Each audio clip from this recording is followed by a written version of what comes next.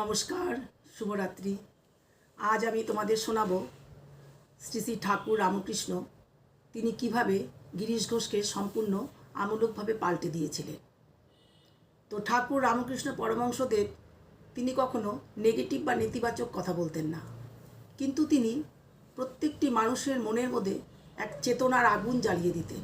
সেই আগুনে দগ্ধিত হয়ে অনেক মানুষ খাঁটি সোনা হয়ে তার কাছে ফিরে এসেছেন। তার মধ্যে এক উজ্জ্বলতম দৃষ্টান্ত এই গিরিশচন্দ্র ঘোষ। তার কথাই আমি তোমাদের কাছে আজ শেয়ার করব। তো আমরা জানি গিরিশ ঘোষ ছিলেন একজন বিখ্যাত নাট্যকার। তার অনেক গুণ ছিল এবং গুণের পাশাপাশি তার অনেক দোষও ছিল। তো তিনি যখন প্রথম ঠাকুরের সান্নিধ্যে আসেন তখন তিনি ঠাকুরের নানান রকম কথা মতবাদ এই জিনিসগুলি ঈশ্বর সম্বন্ধীয় আলোচনাগুলিকে মানতে চাইতেন না। তিনি অনেক সময় নেশার ঘুরে ঠাকুরকে অনেক অপমান অবহেলাও করেছেন। তো ঠাকুর সেগুলিকে হেসে উড়িয়ে দিতেন বা ব্যাখ্যা করে বুঝিয়ে দিতেন। তো যাই হোক, একদিন তিনি গিরিশকে বললেন যে তুমি মদ খাচ্ছ, খাও না, কতদিন আর খাবে, তোমার মন যা চায় তাই করো, তবে হ্যাঁ তুমি মদ খাওয়ার আগে এটিকে মায়ের কাছে নিবেদন করে তার প্রসাদ হিসাবে তুমি গ্রহণ করো। তো এই যে তিনি গিরিশের মনের মধ্যে একটি চেতনার আগুন জ্বালিয়ে দিলেন, তারপর থেকে আমরা দেখতে পাই যে তিনি মদের পাত্র ভেঙে ফেললেন। কারণ তিনি ভাবলেন যে মদ কী করে মায়ের কাছে প্রসাদ হিসেবে নিবেদন করবেন।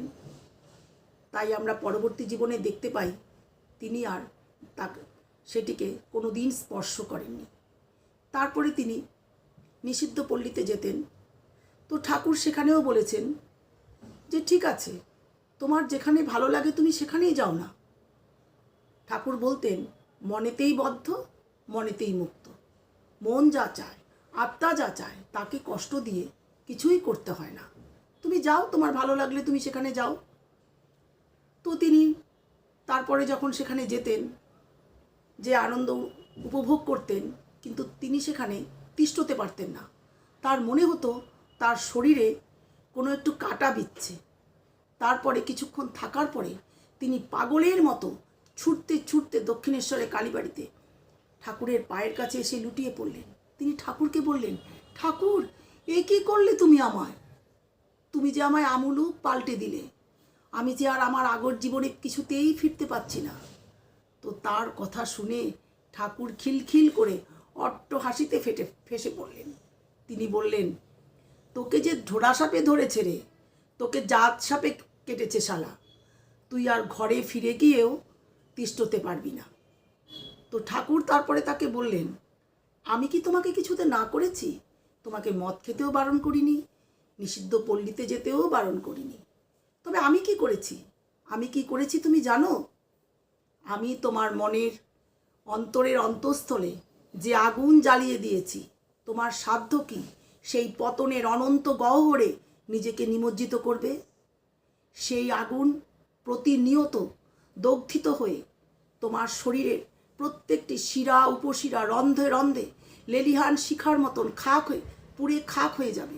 তারপরে তুমি তোমার মনের প্রত্যেকটি কোণ গঙ্গা বাড়ির মতন ধুয়ে পবিত্র হয়ে তুমি আমার কাছে ফিরে আসবে। প্রতিনিয়ত তোমার সেখানে আগুন জ্বলছে আর অন্তরাত্মা তোমার শুদ্ধ হচ্ছে। সেই আগুনে পুড়িয়ে আমি তোমাকে খাঁটি সোনা করে নেব, অগ্নিশুদ্ধ করে নেব। সারা জগৎ তোমাকে দেখবে, দেখবে আমার এই গিরিশকে। এইভাবে তিনি গিরিশ ঘোষের মনে যে চেতনার আগুন জ্বালিয়ে দিলেন, তিনি তাকে এইভাবে এই কুপথ থেকে তিনি তাকে সরিয়ে নিয়ে আসলেন।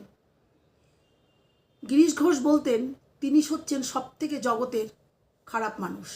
তার দ্বারা কোনো কিছুই, কোনো মহৎ কাজ কোনো দিন সাধিত হবে না। কিন্তু আমরা পরবর্তীতে দেখতে পাই তিনি ঠাকুরের মধ্যে এমন কি দেখলেন, আর ঠাকুরই বা তাকে এমন কি করলেন যে তিনি ঠাকুরের যে ঠাকুর যে অবতার তিনিই প্রথম বুঝতে পারলেন এবং তিনি নানান জায়গায় সেটা বলে বেরিলেন। তারপর 1886 পয়লা জানুয়ারি কাশীপুর উদ্যান বাটিতে যেদিন তিনি কল্পতরু হলেন সেদিন তিনিই প্রথমে চিৎকার করে গৃহী ভক্তদের বললেন, ওরে কে কোথা আছিস, ছুটে আয়, এই বেলা তোরা ছুটে আয়। আমাদের ঠাকুর যে আজ কল্পতরু হয়েছেন, তার কাছ থেকে যার যা চাওয়ার চেয়ে নে, জ্ঞানের ভাণ্ডার উজাড় করে নে, তার চরণ স্পর্শ করে তার আশীর্বাদ পেয়ে তোরা প্রত্যেকে ধন্য হ। তো এই হচ্ছেন আমাদের গিরিশ ঠাকুর। কিভাবে তাকে আমূলকভাবে তার জীবন চরিত্র পাল্টে দিলেন। ওম নমো ভগবতে রামকৃষ্ণায় নমঃ। তো এইভাবে ঠাকুর মা স্বামীজির বহু গল্প, বহু অলৌকিক লীলা যা বলে শেষ করা যাবে না। তাই তোমরা যদি আমার কাছে এগুলো শুনতে চাও তাহলে আমার ইউটিউব চ্যানেলটিকে সাবস্ক্রাইব করো, ভালো লাগলে একটি লাইক, কমেন্ট, শেয়ার করো। ধন্যবাদ।